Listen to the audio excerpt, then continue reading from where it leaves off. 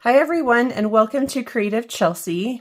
Today I'm going to share with you my first alternative made with the May 2026 paper pumpkin kit called Sparkling Celebrations. This is the first of many alternatives. I think I made a total of 9 cards using one set of cards. So the kit makes a total of 3 sets, one of each of these fun designs. I love this one. Kind of opens up to show those cute lanterns there. It's a fun kit, perfect for the summer celebrations, holidays, things like that. So today I'm sharing with you a fun card. This uses the inside pieces of the window frame to create another window-like image, and of course adding a little bit of the fireworks off to the sides. So I've got some tips and tricks to share with you on how to create this. So let's go ahead and get started. All right, let's go over the things that you're going to need from your kit. And I've already pre-cut everything. If you're interested in getting my cutting guide, you can join my YouTube membership here on this channel. Just click on my channel link down at the bottom and then click on join. It's $4.99 a month and you get the cutting guide as well as some exclusive sneak peek videos each month for the paper pumpkin kits. So this is a piece that is 4 1/4 by 5 1/2. It's just from the Starry Sky card base. Then I've got my large firework piece. I have the window piece, and even though we're not using this directly on our card, we're going to use it as a template to fit in all of the extra pieces. I could have left them in the window frame, but at the time I didn't realize I'd use them, so I popped them out, but I did hold on to them. This is a strip that's a 1/2 inch thick. It's just from one of the envelope pieces, and it's probably like 3.5 inches long. So that part doesn't really matter, just it's going to be for our greeting, so it just needs to be long enough to fit whatever greeting you're going to use. From my own stash, I've got a card base. I'm going to use thick basic white cardstock, but you could use any color. I have a piece of scrap paper, and then I've got some 18 inches of basic white or just white baker's twine. So to begin, let's start with just kind of working our way from the back to the front. Sometimes that's just the easiest. So we're going to grab a bone folder and press along that score line, and then let's go ahead and add our card base piece to the front of our card base. I love the liquid glue. It gives me a chance to kind of move things around and make sure it gets in place and all lined up, but you do need to remember to smooth it out so you don't get any lumps there. Okay, so from here we are going to work on the window piece next. And I'm going to begin by adding some tape or glue dots or something to the back of this so that it can stay in place, so I can die cut them out. Okay, so I'm just going to put a little bit of adhesive in the center of each piece, and then that's going to help it stay in place on my scrap paper here. This is just a piece of grid paper that I've got, and you can see I've already used it for this purpose, but it doesn't really matter. It doesn't have to have these pieces already die cut out. It can be solid. So I'm just going to place my window down, then take one of each piece with the adhesive and press it down onto the scrap paper and do one side first. Okay, I have a reason for that. So do one side.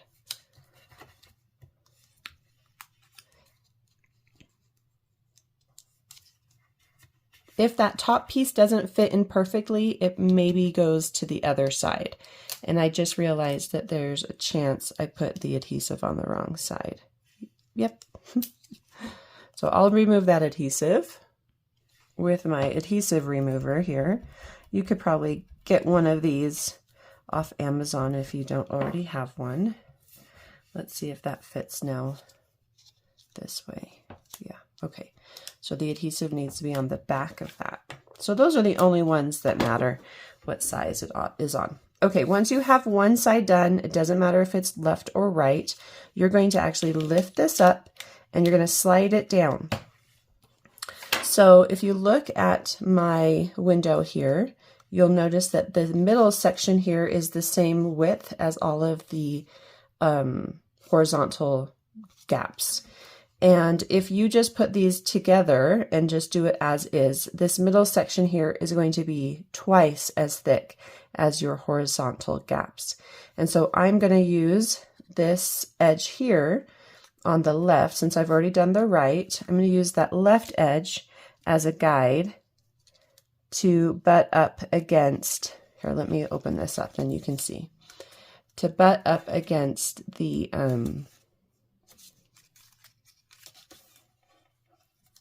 other piece.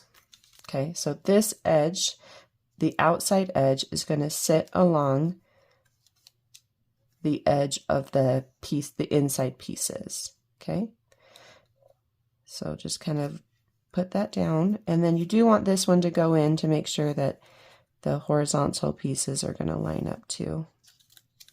So it just takes a minute to get it all lined up, but it doesn't take, it's not hard. Okay, so something like that. Okay, once that's in place, you can go ahead and add this other side.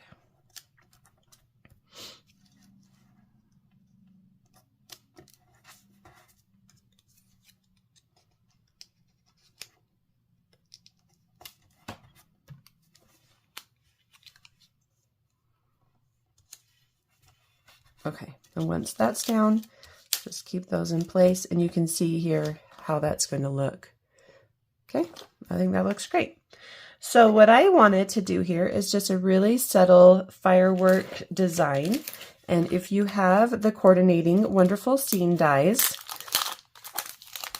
you can do this. You could also stamp the stamp. There's a firework stamp. Let me grab that really quick so you can see it. Here it is. So you could stamp the stamp that came in the kit, and you could do that as well instead of using the die cut. I like the die cut. I think that it's fun that it kind of cuts out the cute stars on the sides. So I did 3. I love keeping things kind of in groups of 3 and creating a triangle. So I'm going to kind of do that same thing here and go ahead and cut these out. Okay, so that's how I cut mine out.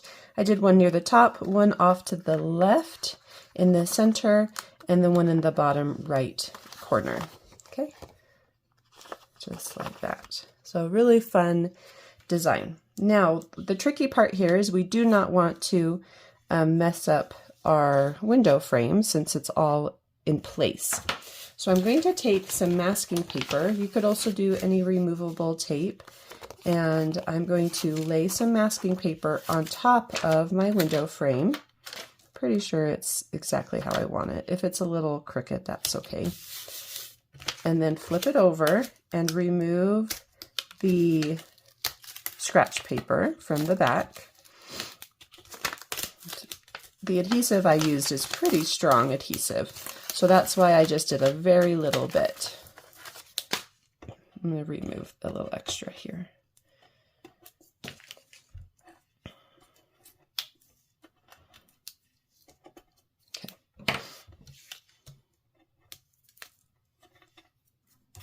Okay, so once we have that, we're going to now add some dimensionals.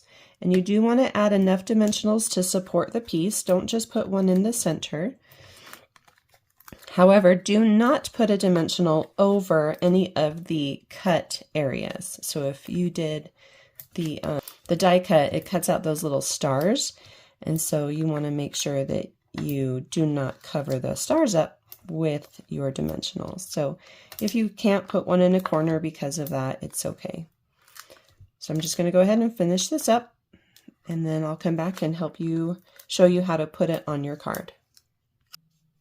Okay, so I've taken off all the paper backing, and the nice thing is I can kind of see where the window frame is on the sides, because this piece fits that. I'm just going to remove the bottom piece so I can see that bottom edge. And then I just want to place it kind of off to the left a little bit, not quite in the center, just to give the card a little more interest. When things are right in the center, sometimes it can be a little boring, so I like to push things off to one side. And if it's not totally straight, that's okay too. Be careful as you remove your masking paper or whatever removable tape you're using. If you're having a hard time and you're noticing that maybe it's starting to tear, you can always pull out your heat tool and that will loosen up. So right here I'm having an issue. So use your heat tool, heat up that adhesive just a little bit, and it will come off a lot easier. There we go. That's just another little tip to making sure we don't tear at the top. And look how easy that was to put together. So cute. Having the little tip of using that scratch paper to keep everything in place is really helpful. Okay, moving on, let's take our firework die cut piece, and we are going to cut ourselves a piece for the left side. And so we've got this straight edge here, and I'm just going to go ahead, push it up against the dimensionals. It's not going to go underneath the whole window frame. That would be kind of a waste. I'm going to flip it over, and I'm going to make a mark with my pencil. Whoop. And then that will just tell me where to cut it.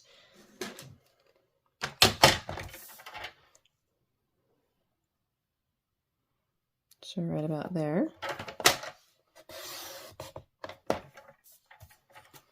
And then we'll do the same thing on the other side. So on this side, again, push it up against the dimensionals, flip it over, make a little mark, and then trim it on that mark.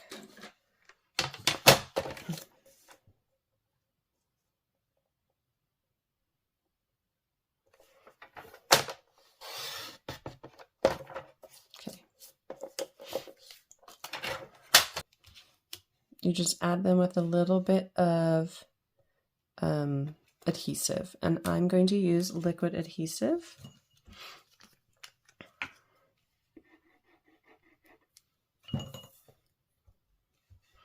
I'm going to bring this one down just a little bit so it's not right in the center.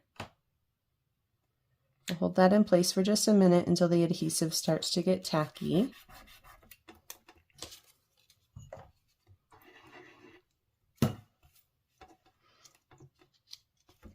This one I want to put up a little higher.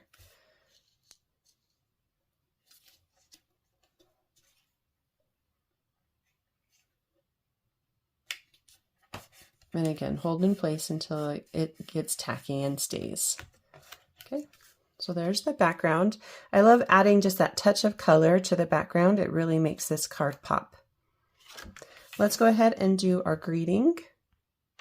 I'm going to do Wishing You Happiness. This is a greeting that came in the paper pumpkin kit as part of the stamp set, and I'm stamping it in Misty Moonlight, and this ink pad also came in the kit.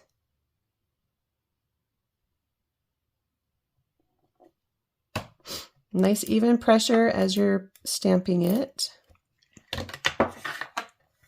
And then if you want, you can flag the ends. You can use a pair of paper snips. I've got this retired punch, and I'm just going to use that. It makes it nice and quick and easy when I do little strips that fit in here. It's perfect. Okay. This we're going to add with some adhesive. We can put a little dimensional here on the left side, but most of it will just be regular adhesive. And then on the right side, we're tucking in a greeting. And I'm not going to use liquid adhesive here because I don't want it to squirt out. And this is so, this paper, because it's from the envelope, it's very thin. And so I don't want it to warp. I do want to add this at just a slight angle. I think that's kind of a fun look. Right across the middle of the window.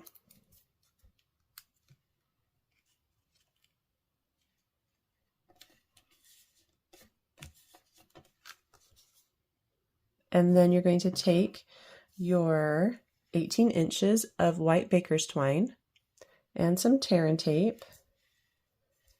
I'm just going to put the tear and tape on my finger, remove the paper backing, put the ends together, and then stick in the center that adhesive that's on my finger. And then just create a faux bow here. And I have enough to do a double bow. Let's see, make that one just a little smaller.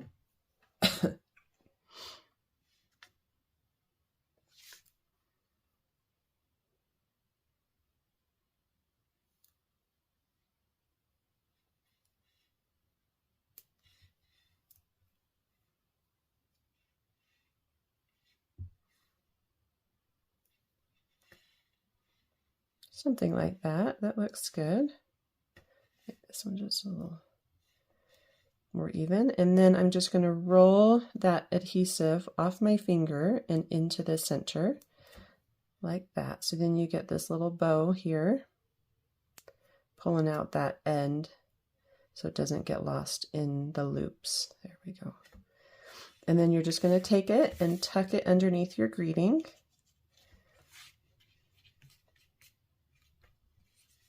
And then maybe make it a little more straight. And then press down on that adhesive. There we go. If you have some embellishments, gems, things like that that you want to add, you can definitely do that. But your card is all done. I hope you enjoyed watching me create this quick and simple alternative using the May 2026 paper pumpkin kit. If you're interested in getting your own paper pumpkin kit, please use the link below to subscribe. If you would like to see written instructions or close-up images on how to create this card, you can visit my blog, creativechelsea.com. Thanks so much for watching. Have a creative day. Bye.